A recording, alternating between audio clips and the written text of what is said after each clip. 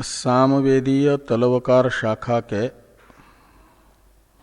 केनोपनिषद के व्याख्यान रूप भाष्य की चर्चा हम लोग कर रहे हैं। इस उपनिषद के दो भाष्यों में से पद भाष्य की चर्चा हम लोग कर रहे हैं। संबंध भाष्य में भाष्यकार भगवान ने नवम अध्याय पूर्ववर्ती 8 अध्यात्मक कर्मकांड के विषय से विलक्षण विषय वाला है, ये शुरू में बताया।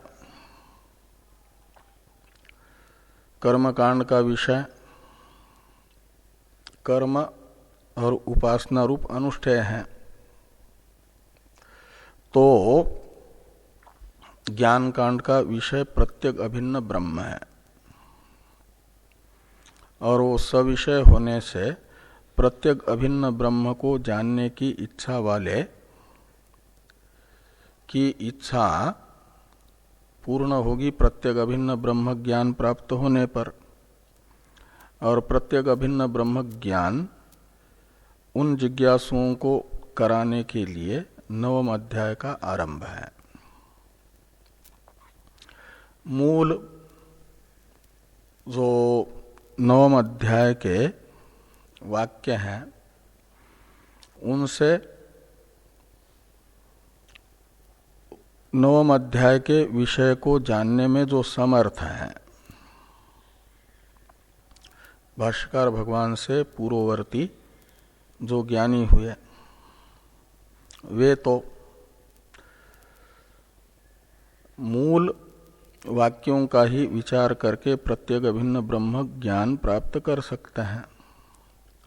लेकिन जिन्हें मूल वाक्यों से प्रत्येक अभिन्न ब्रह्म रूप तात्पर्य विषय अवगत करने का सामर्थ्य नहीं है, उनकी आत्मजिज्ञासा को शांत करने के लिए नवम अध्याय का व्याख्यान आवश्यक है।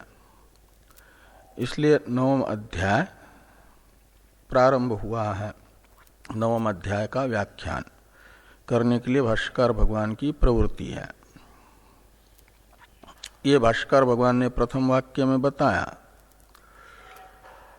और दूसरी एक जिज्ञासा हुई अनुबंध चतुष्टय अंतःपाती जो संबंध है उसे जानने की। जो नवम अध्याय से पूर्ववर्ती प्रकरण है कर्मकांड 8 अध्यात्मक, वे पूर्व में है 8 अध्याय, नवम अध्याय उत्तर में है। तो इन दोनों में जो पूर्वोत्तर भाव से पूर्वोत्तर भाव की अनुपपत्ति रूप अर्थापत्ति से लभ्य एक संबंध विशेष है, वह संबंध विशेष कौन सा है, एक जिज्ञासा हुई कर्मकांड के साथ ज्ञान कांड के संबंध की। जो संबंध विशेष है वो कौन सा है? तो भाष्यकार भगवान बताने जा रहे हैं ज्ञान कांड का कर्म कांड के साथ हेतु हेतुमत भाव संबंध विषय द्वारा।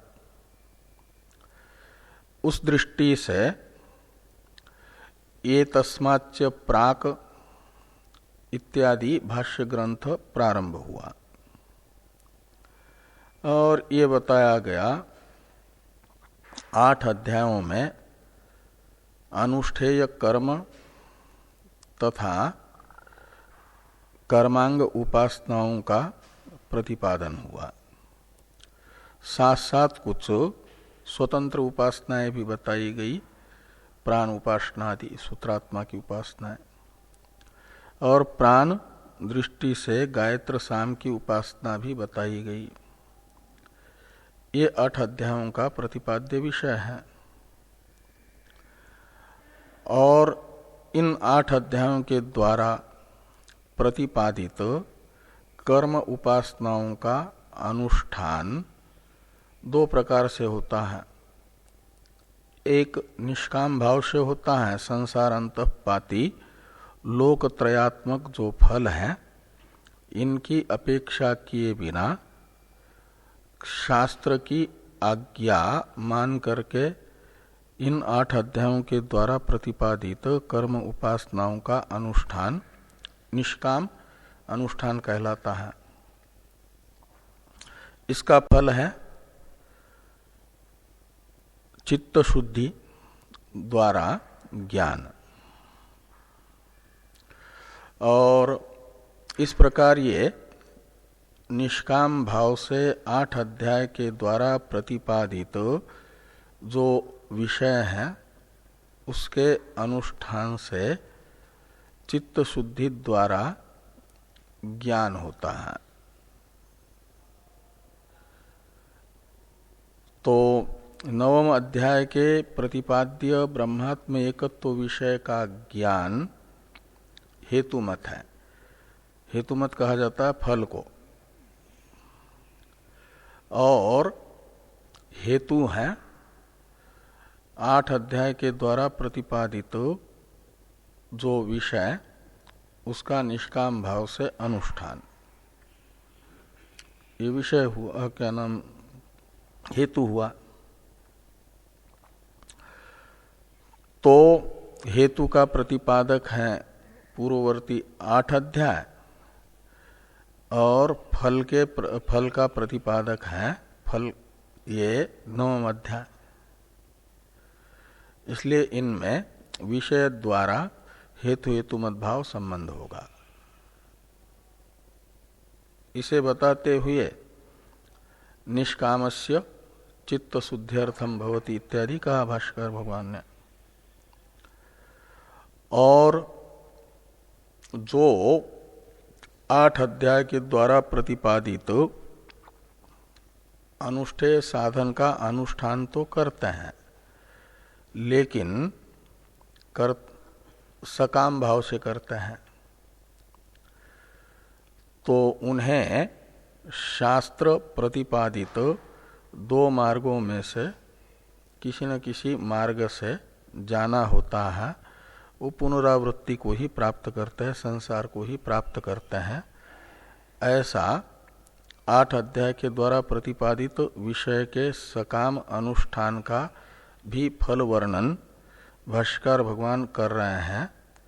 दोष आत्मजिज्ञासु इन कर्म के सकाम भाव से अनुष्ठित कर्म के फल में विद्यमान दोष दर्शन द्वारा उनसे विरक्त हो जाए, वैराग्य प्राप्त करें, इस उद्देश्य से।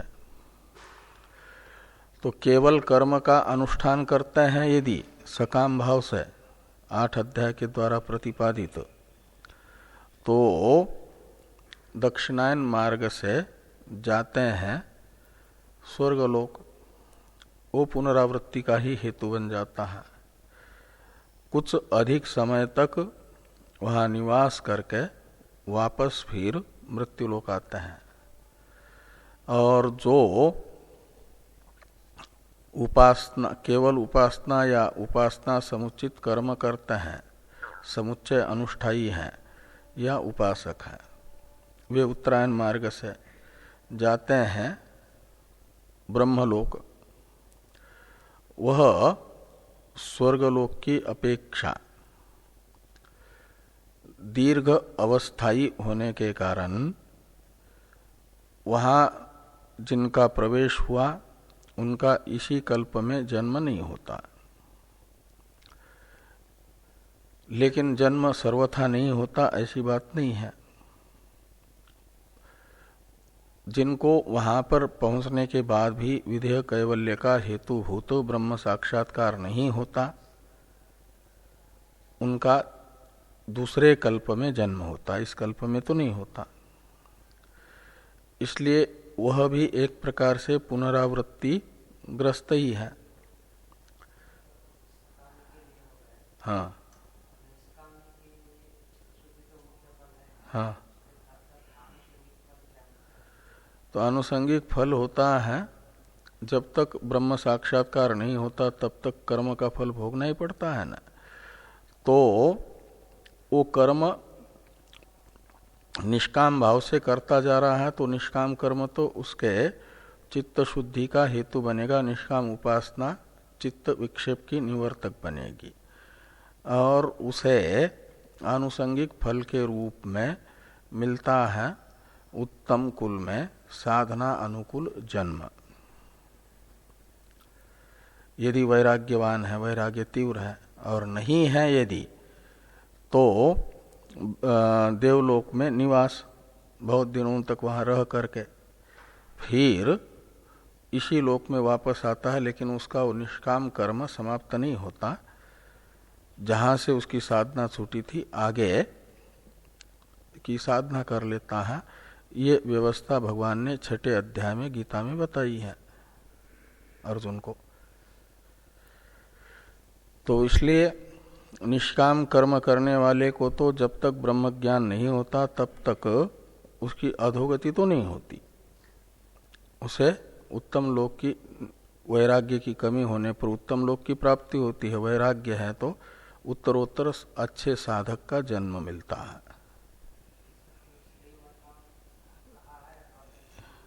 हाँ, तो वैराग्य यदि शरीर, पूर्व शरीर छोड़ते समय रहता है तो योगियों के कुल में जन्म लेता है। वैराग्य की कमी होती है तो शरीर छोड़ करके पुण्य कर्म करने वाले जो उत्तम लोगों को मिलने वाले पुण्य कर्म, सकाम पुण्य कर्म करने वालों को जो लोक मिलता है उस लोक में बहुत काल तक रहते हैं। फिर मृत्यु लोक में श्रीमानों के घर में जन्म लेते हैं और वहां से आगे की साधना करते हैं।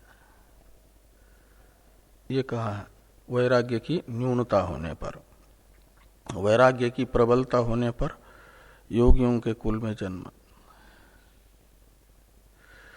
उसका प्रयोजक है वैराग्य की न्यूनता अधिकता।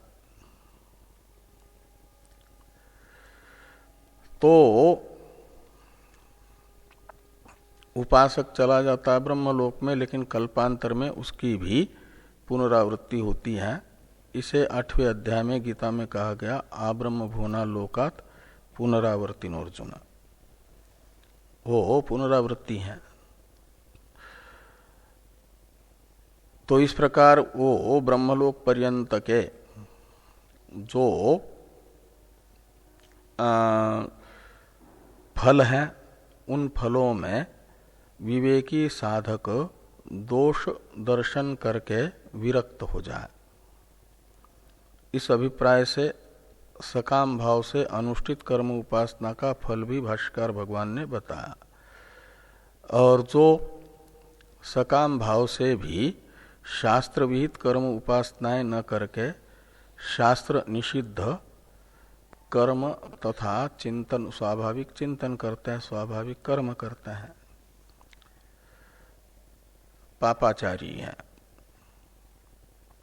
उन्हें तो तृतीय जन्म मिलता है, कष्टागति मिलती है। इसे छांदोग्य उपनिषद की एक श्रुति और अन्य एक मंत्र भाग का मंत्रांश बता करके भाष्यकार भगवान ने प्रमाणित किया कि पापी दक्षिणायन मार्ग या उत्तरायण मार्ग से न जा करके तृतीय मार्ग उन्हें प्राप्त होता है। तृतीय मार्ग है निरंतर कष्टानुभूति कराने वाला। अब भाष्यकार भगवान आगे ये बता रहे हैं कि विशुद्ध सत्वस्य तु निष्कामस्यैव इत्यादि से वह कर्म निष्काम भाव से अनुष्ठित एक प्रकार से हेतु बन जाता है ब्रह्म जिज्ञासा की उत्पत्ति में। विशुद्ध सत्वस्य तु निष्कामस्यैव इत्यादि का अवतरण है टीका में। टीका को देखिए। एवं कर्मफलम उक्त्वा ततो विरक्तस्य विशुद्ध सत्वस्य ब्रह्मज्ञाने अधिकार इति दर्शयन् हेतु हेतुमद् भावम आह विशुद्ध सत्वस्य तु इति।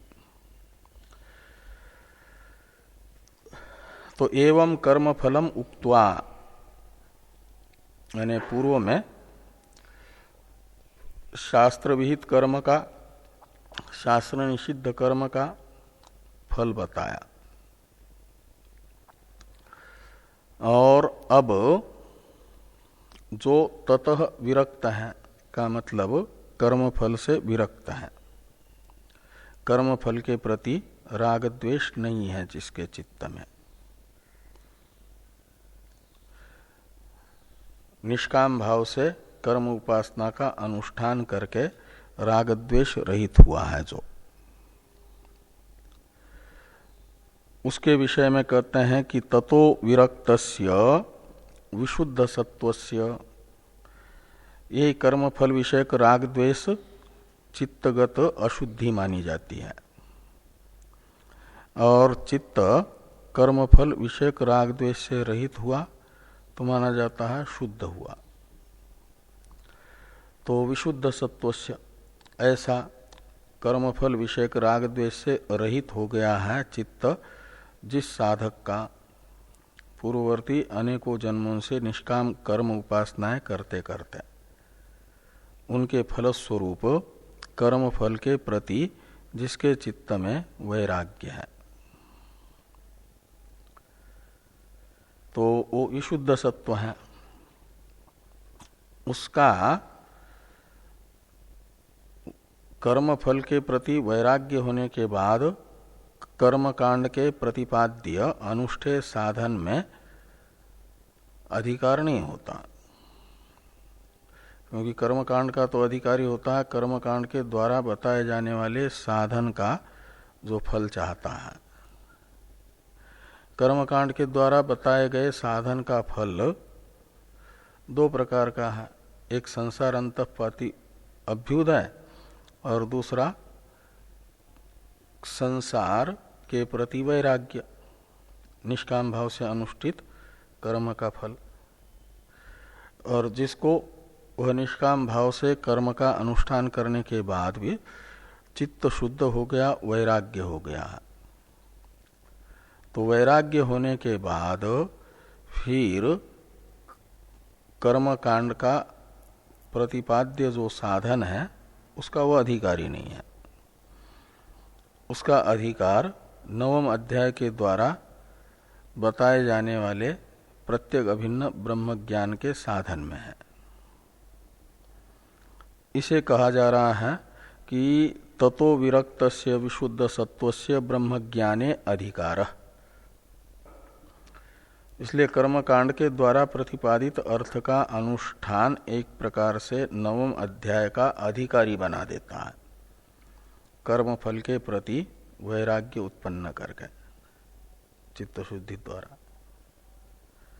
तो ब्रह्म ज्ञाने अधिकार इति दर्शयन्, ये दिखाते हुए हेतु हेतुमद् भावम आह, ये हेतु हेतुमद् भाव संबंध 8 अध्याय तथा ये 9वां अध्याय इनका आपस में बताया जा रहा है। ज्ञान कांड कर्म कांड का आपस में हेतु हेतुमद् भाव संबंध है। कर्म कांड के द्वारा प्रतिपादित कर्म उपासनाओं के अनुष्ठान के बिना ज्ञान कांड का अधिकार नहीं आता।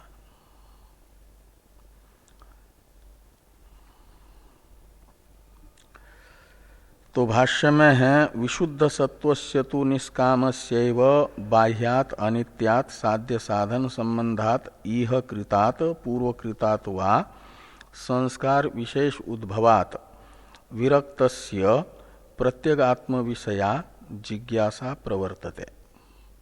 आत्म जिज्ञासा वैराग्यवान के चित्त में ही होती है। जिसके चित्त में वैराग्य नहीं है उसे वेदांत विषय को जानने की तीव्र इच्छा, फल पर्यवसायी इच्छा ही नहीं होगी। तो ये कहा जाता है विशुद्ध सत्वस्य तु निष्कामस्यैव। तो जो शुद्ध चित्त है और तू शब्द बता रहा है कर्म कांड के अधिकारी की अपेक्षा ज्ञान कांड के अधिकारी में वैलक्षण्य, तू शब्द बताता है वो वैलक्षण्य है। कर्म कांड का अधिकारी सकाम है, ये निष्काम है। संसार की कामना इसके चित्त में नहीं है। ज्ञान कांड का अधिकारी होता है, आगे बताया जाएगा। बृहदारण्यक के एक वाक्य को उपस्थित करते हुए किम प्रजया करिष्यामो वेशानो अयम आत्मा अयन लोकः,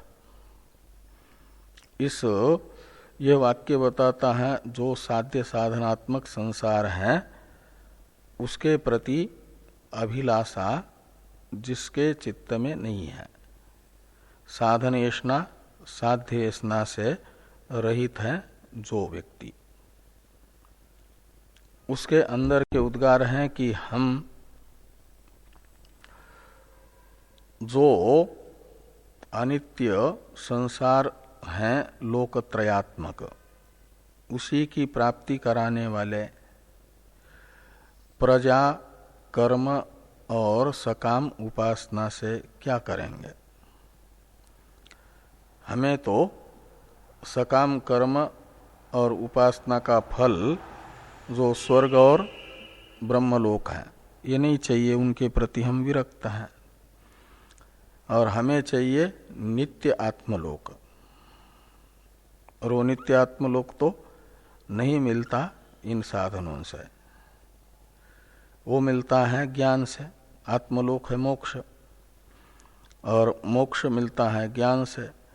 इसलिए हम तो आत्मजिज्ञासु हैं, आत्मज्ञान से प्राप्त होने वाले फल को चाहते हैं। उस दृष्टि से उनको कहा जाता है निष्काम। यानी ये जो तीन साधन हैं लोकत्रय के प्रापक, उनके प्रति जिनके चित्त में अभिलाषा नहीं है, कामना नहीं है।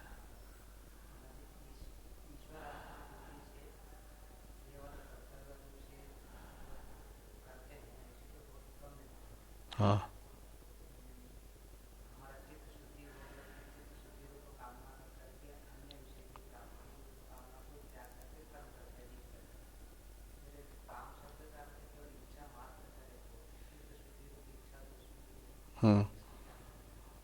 इसलिए काम शब्द का अर्थ संसार विषयनी कामना, चित्त शुद्धि की कामना। वह कामना परमात्म विषयक होने के कारण, परमात्म प्राप्ति में सहयोगी होने के कारण उसे नहीं माना जाता संसार प्रापक, यज्ञार्थ कर्म हो जाता है। इसलिए गीता में कहा गया योगिनः कर्म कुर्वन्ति संगं त्यक्त्वा आत्मशुद्ध है। आत्मशुद्ध है तो चतुर्थी है ना, फल को बताने वाली का मतलब अंतःकरण की शुद्धि के लिए करते हैं, का अर्थ है अंतःकरण शुद्धि की उनके अंदर कामना है। और संगं त्यक्त्वा से बताया गया संग यानी आसक्ति को छोड़ करके करते हैं। तो आसक्ति कौन सी फिर? वो संसार विषयनी आसक्ति।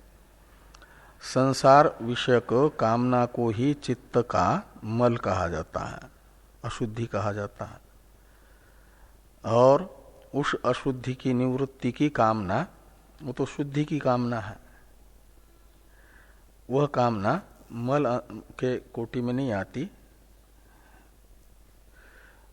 तो इसलिए निष्काम जब कहते हैं तो संसार विषयनी इच्छा काम शब्द से लिया जाता है, उससे रहित। तो जो विशुद्ध सत्व है वो निष्काम होता है का मतलब संसार विषयनी कामना से रहित होता है। ये उसमें ज्ञानाधिकारी में कर्माधिकारी का वैलक्षण्य है। कर्माधिकारी में कर्म फल की कामना होती है, ज्ञानाधिकारी में कर्म फल की कामना नहीं होती। ये निष्कामस्य इस शब्द से बताया गया। तो निष्कामस्यैव विशुद्ध सत्वस्य, तो क्या हो जाता है, तो उसे फिर शुद्ध चित्त में जो कर्म फलगत दोष हैं वो स्पष्ट दिखते हैं। जैसे किसी तालाब में पानी अत्यंत निर्मल और स्थिर है, तो उस तालाब के नीचे तलवे में जो भी सुई भी पड़ी हुई होगी तो दिख जाती है। जैसे इन दिनों में गंगा जी का जल निर्मल है, तो जो भी कुछ सतह में है, कंकड़ पत्थर आदि, वो सब दिख जाता है। ऐसा निर्मल चित्त जिसका है, उसे जिस वस्तु में जो गुण दोष है वह वैसे ही स्पष्ट दिखते हैं। तो कर्म फल में अनित्यत्वादि जो दोष है, वह दोष स्पष्ट दिखने के कारण वह उन दो, और जिस वस्तु के दोष दिखते हैं उस वस्तु से राग हट जाता है, चित्त विरक्त हो जाता है उस वस्तु से। उस दृष्टि से आगे कहते हैं कि बाह्यात अनित्यात साध्य साधन संबंधात इह कृतात पूर्वकृतात वा संस्कार विशेष उद्भवात। तो इस जन्म में किए हुए या जन्मांतर में किए हुए जो निष्काम कर्म से अर्जित संस्कार हैं शुद्धि के, और वह संस्कार विशेष उद्भूत हो गए। तो संस्कार विशेष उद्भवात, तो आहिक यानी इस जन्म में किए हुए कर्म से या पूर्व जन्म में किए हुए कर्म से चित्त संस्कृत हो गया, शुद्ध हो गया। तो शुद्ध होने से क्या हो जाता है, तो बाह्यात अनित्यात साध्य साधन संबंधात विरक्तस्य, तो साध्य साधनात्मक जो संसार है उससे अनासक्ति हो जाती है, वैराग्य हो जाता है। ऐसा वैराग्य जिसके चित्त में हुआ, उसके चित्त में अभी अज्ञान विद्यमान होने से सर्वथा कामना नहीं रहेगी, ऐसी बात नहीं। कामना की आत्यंतिक निवृत्ति तो स्थित प्रज्ञ का लक्षण है। ये तो अभी खाली निष्काम भाव से कर्म उपासनाएं करके चित्त को शुद्ध कर चुका है, नित्यानित्य वस्तु विवेक उत्पन्न हुआ है, और साध्य साधनात्मक संसार से वैराग्य हुआ है। लेकिन अभी आत्म विषयक प्रत्येक अभिन्न ब्रह्मबोध नहीं हुआ है। तो प्रत्येक अभिन्न ब्रह्म का अज्ञान ही होने के कारण इच्छाएं रहेगी। ऐसे व्यक्ति के चित्त में, जिसके चित्त में संसार के प्रति वैराग्य है, तो क्या इच्छा होगी फिर? तो उसके चित्त में इच्छा होगी संसार का हेतुभूत समूल अध्यास का निवर्तक ब्रह्म ज्ञान प्राप्त करने की इच्छा होगी, ब्रह्म जिज्ञासा होगी। वो कह रहे हैं कि विरक्तस्य प्रत्यग आत्म विषया जिज्ञासा प्रवर्तते। जो विरक्त है, ये विरक्त से हेतुगर्भ विशेषण है। ब्रह्म जिज्ञासा में प्रयोजक है संसार के प्रति वैराग्य। जिसके चित्त में तीव्र वैराग्य है विवेक पूर्वक, उसी के चित्त में प्रत्येक आत्म विषया जिज्ञासा प्रवर्तते यानी उत्पन्न होती है। सच्ची आत्म जिज्ञासा उत्पन्न होने के लिए अति आवश्यक होता है वैराग्य। नचिकेता मैत्रेयी के चित्त में वैराग्य है, इसलिए उनकी आत्म जिज्ञासा प्रतिहत नहीं हुई। यमराज जी ने परीक्षा नचिकेता की लेने के लिए आत्मज्ञान के बदले में पूरा संसार नचिकेता के सामने रख दिया। कहा इसको ले लो। लोग जिसके लिए दिन रात परिश्रम करते हैं वह मैं तुम्हें बिना साधन के ही प्रदान कर देता हूं। हिरण्यगर्भ लोग भी उसे लो। लेकिन नचिकेता कहता है विवेक पूर्वक वैराग्य होने के कारण ये सब तो आप अपने पास ही रखिए। उसमें अनित्यत्व नचिकेता को दिख रहा है, इसलिए नचिकेता कहते हैं कि स्वभावा मर्त्यस्य यदंतकैतत्। तो ये जो पदार्थ है जो आत्मज्ञान के बदले में आपने देने के लिए मुझे प्रस्तुत किए हुए, ये तो कल भी रहेंगे या नहीं रहेंगे निश्चित नहीं है, का मतलब अनित्य है। तो इस प्रकार ये शुद्ध चित्त में विवेक पूर्वक वैराग्य होता है।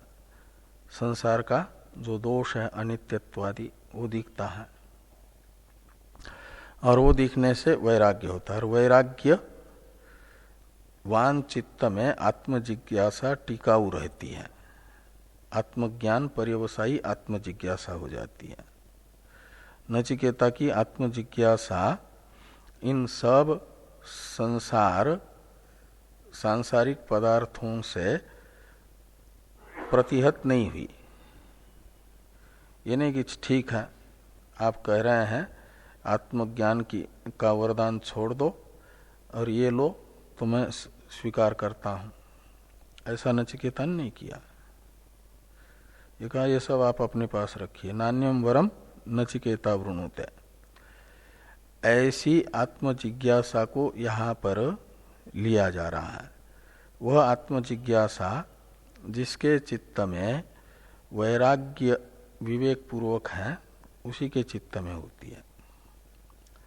इसलिए कहा कि संस्कार विशेष उद्भवात विरक्तस्य, चित्त का जो संस्कार हुआ है विवेक का हेतुभूत संस्कार शुद्धि, नित्यानित्य वस्तु विवेक को उत्पन्न करने वाला चित्तगत जो संस्कार, उसके कारण वैराग्य हुआ विवेक पूर्वक।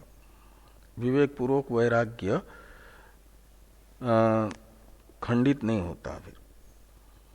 फिर ऐसा चित्त आत्मज्ञान करा करके मुक्त ही कराने में सहयोगी बनता है। तो विरक्तस्य प्रत्येक आत्म विषयात जिज्ञासा प्रवर्तते। इस प्रकार आत्म जिज्ञासा का हेतु है निष्काम भाव से अनुष्ठित 8 अध्याय के द्वारा प्रतिपादित साधन।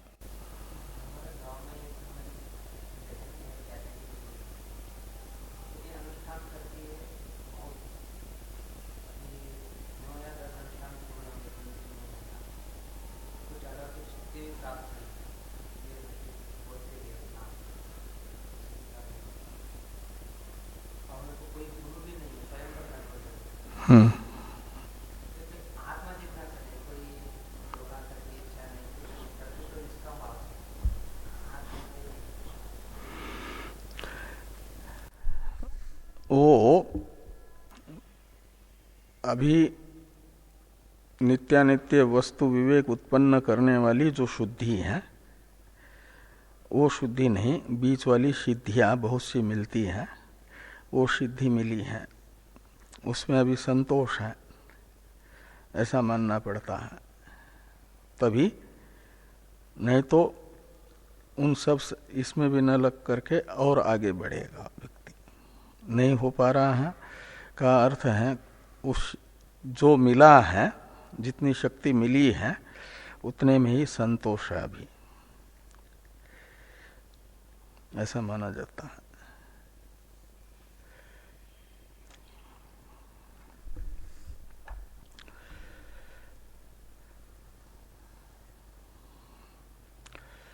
तद एतद वस्तु प्रश्न प्रतिवचन लक्षणया श्रुत्या प्रदर्शते केनेशितम इत्याद्यया, यही है ना। तो तद एतत् वस्तु प्रश्न प्रतिवचन लक्षणया श्रुत्या प्रदर्शते। तो तद एतद वस्तु का अर्थ है विरक्त जो कर्मफल के प्रति है उसी के चित्त में आत्म जिज्ञासा का प्रवर्तन होता है। ये तद एतद वस्तु शब्द से लेना। आत्म जिज्ञासा किसको होगी? जो विरक्त है, उसी में आत्म जिज्ञासा होगी, अविरक्त को नहीं होगी। इस बात को प्रश्न और उत्तरात्मक जो यह केनोपनिषद श्रुति है इससे बताया जा रहा है। जो केनोपनिषद का प्रथम मंत्र है यह आत्म जिज्ञासु का प्रश्न है, जिसके चित्त में आत्म जिज्ञासा उत्पन्न हुई है। और ये नियम होता है कि जिसको जिस विषय की इच्छा अंदर से तीव्र है वो जहाँ कहीं जाएगा अपने जिज्ञासित अर्थ का ही प्रश्न करेगा, अर्थ को जानने के लिए, अपनी जिज्ञासा को शांत करने के लिए ही। व्यक्ति के प्रश्न से ज्ञात होता है कि उसके चित्त में क्या चल रहा है, कैसी चित्त की स्थिति है। उसके चर्चा से, प्रश्न से ज्ञात हो जाती है।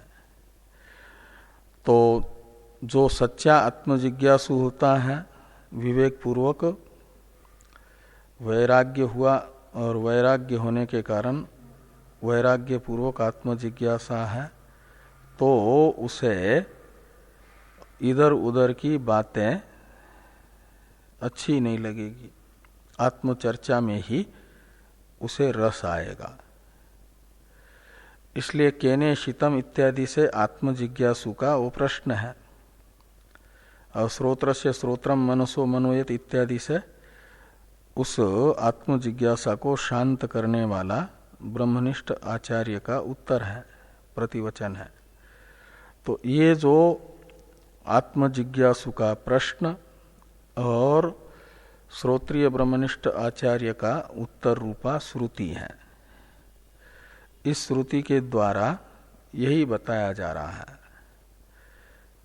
कि जो विरक्त है उसी के चित्त में सच्ची आत्मजिज्ञासा होती है, और जिसके चित्त में सच्ची आत्मजिज्ञासा होती है वह निर्विशेष आत्मा जो अपना जिज्ञास्य है उसी की चर्चा में रुचि लेगा,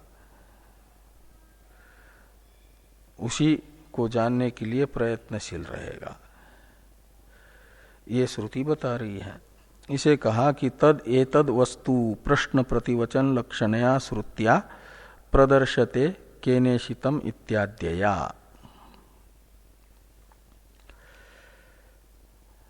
और यही बात केनोपनिषद श्रुति के द्वारा जो बताई जा रही है कठोपनिषद में भी बताई गई है। इसे आगे कहते हैं कि काठ के चोक्तम। तो काठ के चोक्तम इत्यादि से पहले भी थोड़ी टीका है, जो था न पूर्व वाक्य में इह कृतात पूर्व कृतात वा संस्कार विशेषात। इसकी अवतरण टीका थी, उसको देखिए।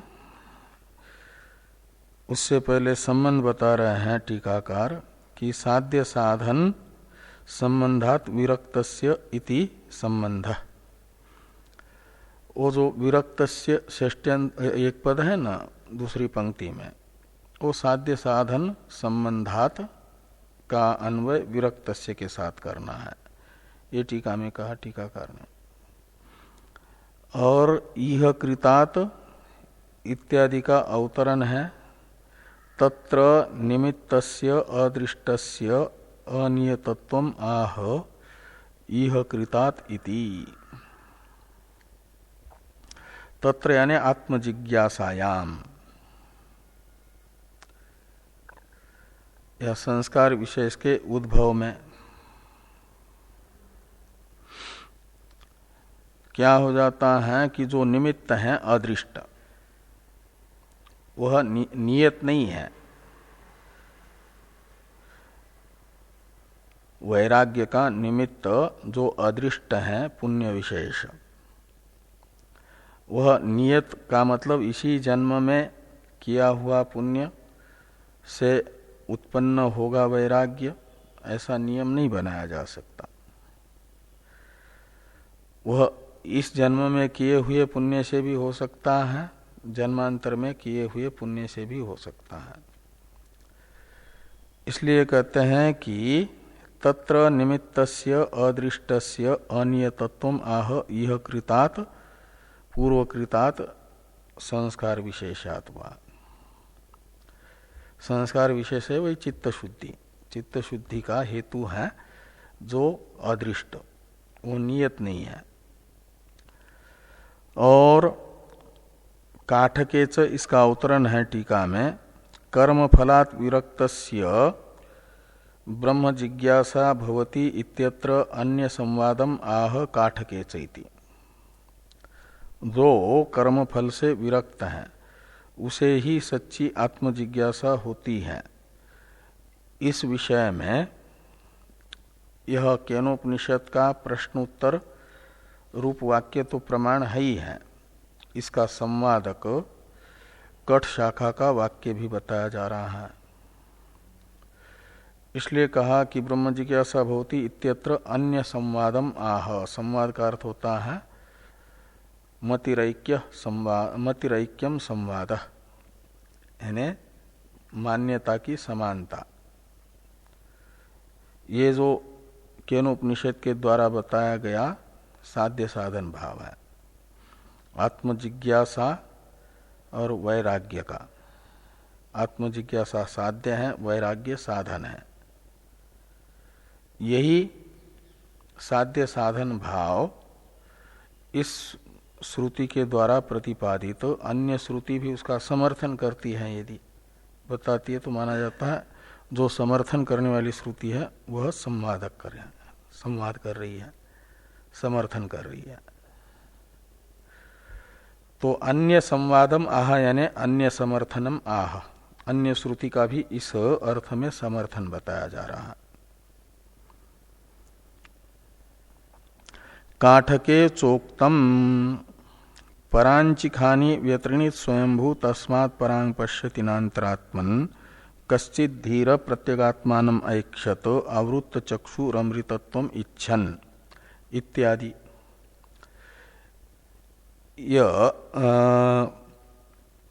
परांचखानि व्यतृणीत स्वयंभू, स्वयंभू परमात्मा परमेश्वर, इंद्रियों को बनाने वाले। इंद्रियों को बनाने वाले परमेश्वर ने क्या किया? तो कहा कि बहिर्मुख बनाया।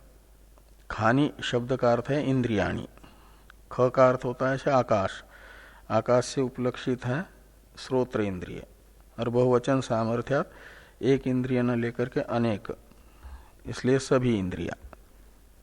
इसलिए खानी का अर्थ निकलेगा सभी इंद्रिया। किसने बनाई है? परमेश्वर ने। लेकिन कैसे बनाई है? परांची। परांची का अर्थ है बहिर्मुख। तो परांची खानी व्यतृणी स्वयंभू परमेश्वर ने इंद्रियों को बहिर्मुख बना करके एक प्रकार से जीवों को हिंसित ही किया है, इंद्रियों को हिंसित किया, नष्ट कर दिया। इसलिए क्या हुआ है? त्रिहु हिंसायाम धातु से व्यतृणित बना है, लंग लकार का रूप है, वी उपसर्ग है। लंग क्या लुंग का रूप समझ लीजिए। तो स्नु हुआ है ना, तो वो है लंग का ही रूप। लंका। व्यत्रिणत का अर्थ है पीड़ित कर दिया। परमेश्वर ने इंद्रियों को बहिर्मुख बना करके इंद्रियों को तथा इंद्रिय उपाधि है जिन जीवों की उनको पीड़ित कर दिया। पीड़ित कर दिया ने पीड़ा से युक्त कर दिया, बाधाओं से युक्त कर दिया, कष्ट पहुंचा दिया। इंद्रिया यदि बहिर्मुख न होती तो किसी को कोई कष्ट न होता। इंद्रियों के बहिर्मुखता के कारण ही कष्ट है, ये कहा जा रहा है। तो तस्मात् परांग पश्यति नान्तरात्मन, तस्मात् यानी इंद्रिया जो ज्ञान की उपकरण है जीव के पास परमेश्वर के द्वारा प्रदत्त ज्ञान के उपकरण,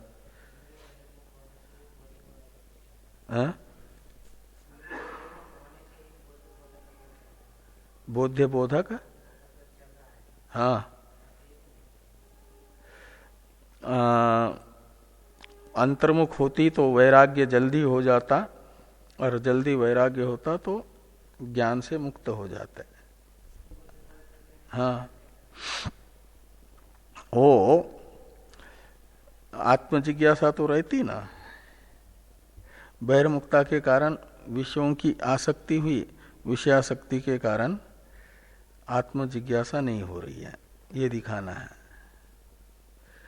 इंद्रियों का बहिर्मुख्य, इंद्रिया है, जन्म लिया है तो निश्चित अज्ञान है, अज्ञान है तो प्रमाता भी है। तो प्रमाता है तो उसे आंतरिक जगत का बोध होना चाहिए, आंतरिक जगत की इच्छा होनी चाहिए, वो क्यों नहीं हो रही है? तो कहते हैं बहिर्मुखता के कारण, ये कह रहे हैं। तो तस्मात् परांग पश्यति नान्तरात्मन, नान्तरात्मन इसमें आत्मन में लुप्त द्वितीया है। नान्तरात्मन यानी अंतरात्मानम, ऐसा समझना। अंतरात्मानम न पश्यति, परांग पश्यति तो बाह्य पदार्थों को देखता है। परांग का अर्थ है बाह्य पदार्थ, अनात्म वस्तु। अंतरात्मा है सर्वाभ्यंतर वस्तु। तो बाह्य जो पदार्थ हैं शरीर आदि, उनको मय के रूप में देखता है इंद्रियों के बहिर्मुखता के कारण, और बाकी जो रूपादि विषय हैं उनको अपने अनुकूल प्रतिकूल के रूप में देखता है। तो तस्मात् यानी बहिर्मुख इंद्रिया उसके पास ज्ञान की साधन होने से अनात्म वस्तुओं को ही देख रहा है अनादिकाल से जीव। अंतरात्मानम न पश्यति, वो आत्मज्ञान उसे नहीं हो पा रहा है, आत्मजिज्ञासा भी नहीं हो रही है। तो इंद्रियों का बहिर्मुख्य होने से बाह्य अनात्म वस्तु विषयक आसक्ति से आत्मजिज्ञासा नहीं हो रही है, ये बताया। बाह्य पदार्थों के प्रति वैराग्य नहीं है तो आत्मजिज्ञासा नहीं है, ये व्यतिरेक सहचार बताया ना पूर्वार्ध में। उत्तरार्ध में अन्वय सहचार बताया जा रहा है।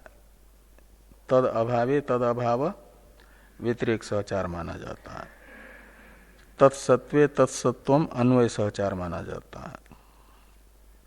तो तस्मात् परांग पश्यति नान्तरात्मन, इससे बताया गया कि इंद्रिया बहिर्मुख होने से यानी अनात्म वस्तु विषयक अभिलाषा से युक्त होने से, संसार में आसक्त होने से, सांसारिक राग द्वेष से युक्त होने से, जिन पदार्थों के प्रति राग द्वेष है उन्हीं को देख रहा है। प्रत्येक आत्मा के विषय में वो संसार के प्रति वैराग्य न होने से जिज्ञासा उसके चित्त में नहीं है, तो नान्तरात्मन आत्म जिज्ञासा उसके अंदर नहीं है। अविरक्त होने से, ये बताया। वैराग्या भावे आत्मजिज्ञासा भाव। और कश्चित धीर प्रत्यगात्मानम ऐक्षत अवृत्त चक्षु अमृतत्वम इच्छन। तो अमृतत्वम इच्छन यानी आत्मज्ञान का फलभूत मोक्ष की इच्छा जिसको है, तो फलेच्छा साधन इच्छा की उत्पादक होती है। तो संसार की इच्छा नहीं है जिसके अंदर मोक्ष की इच्छा है, का मतलब संसार के प्रति विरक्त है। तो संसार के प्रति विरक्त हैं तो वह प्रत्यगात्मानम ऐक्षत का अर्थ है प्रत्यगात्मा को जानने की इच्छा से संपन्न है। ऐसे तो जान लिया ये अर्थ निकलता है, लेकिन जान लिया ये नहीं, आत्म जिज्ञासा उसके अंदर है। क्यों? वो अभी तो मुमुक्षा है, मुमुक्षा होने से आत्म जिज्ञासा हुई, संसार के प्रति वैराग्य नहीं है। ये कैसे ज्ञात हुआ? तो कहा अवृत्त चक्षु है वो। अवृत्त चक्षु का अर्थ है अनात्म वस्तुओं के प्रति उसकी इंद्रिया प्रवृत्त नहीं हो रही है। अनात्म वस्तु विषयक राग द्वेष रहेंगे तो प्रवृत्ति होगी। निगृहित इंद्रिया है, प्रमाथी इंद्रिया नहीं है। इंद्रियानि प्रमाथिनी हरंती प्रसवम मन। तो प्रमाथी इंद्रिया होगी तब तो मन को जबरन अपने विषयों का चिंतन करने के लिए ले जाएगी। लेकिन ये अवृत्त चक्षु है का मतलब निगृहित इंद्रिय वाला है, अप्रमाथी इंद्रिय वाला है। इसलिए उसकी इंद्रिया अपने विषयों के ओर जबरन उसके मन को नहीं ले जाती। तो फिर वो अंतर्मुखी रहता है, प्रत्येगात्मा आत्म विषयक जिज्ञासा लेकर के उसे आत्मज्ञान के जो अंतरंग साधन है श्रवण आदि, उसी में रुचि आती है।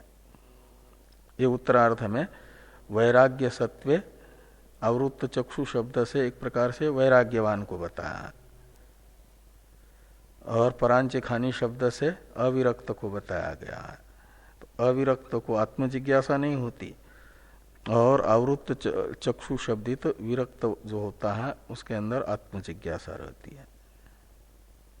तो ये कठोपनिषद ने भी अन्वय सहचार व्यतिरेक सहचार से संसारिक वैराग्य को आत्मजिज्ञासा का कारण और अविरक्ति को आत्मजिज्ञासा का प्रतिबंधक बताया है।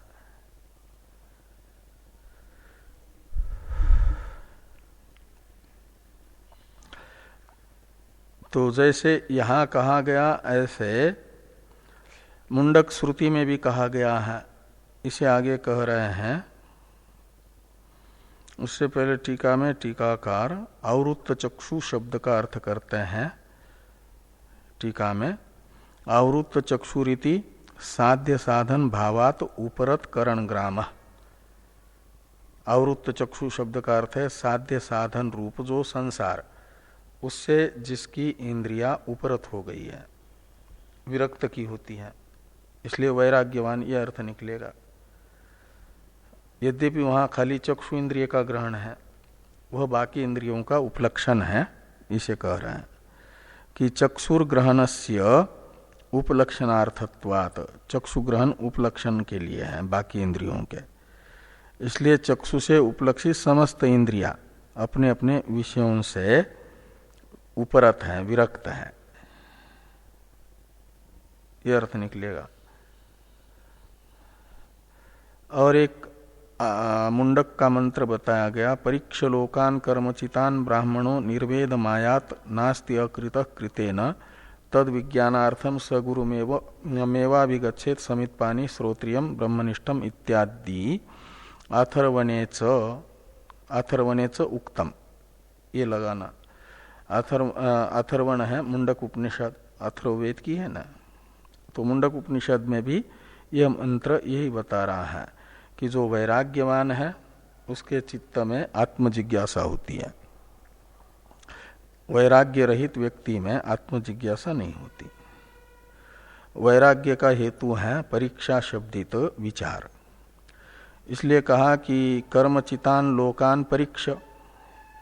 कर्मचित यानी कर्म से प्राप्त होने वाले जो लोक यानी फल है, तो कर्म से प्राप्त होने वाले जो फल हैं, कर्म फल है लोकत्रय, पृथ्वीलोक, स्वर्गलोक, देवलोक, इसे परीक्षा ने ठीक ठीक इसका विचार करके इनके अनित्यत्वादि दोष देख लें और निर्वेदम आयात, वैराग्य को प्राप्त हो जाए। निर्वेद है वैराग्य।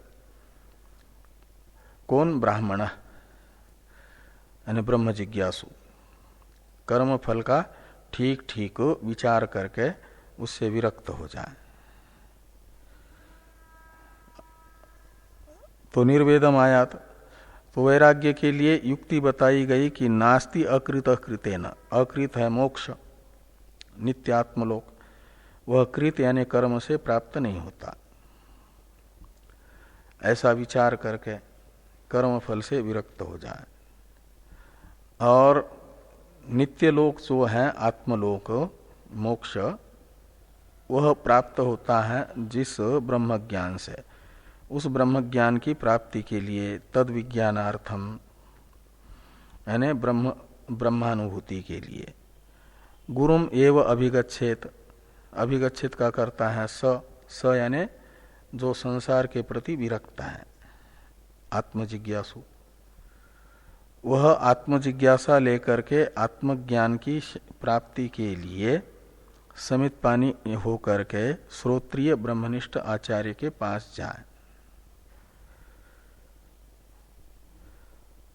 यह मुंडक मंत्र भी यही बता रहा है कि जो विरक्त है उसी के अंदर सच्ची जिज्ञासा होती है, वही ज्ञान कांड का अधिकारी है, आत्मजिज्ञासु। एवं इत्यादि पर चर्चा हम लोग कल करते हैं।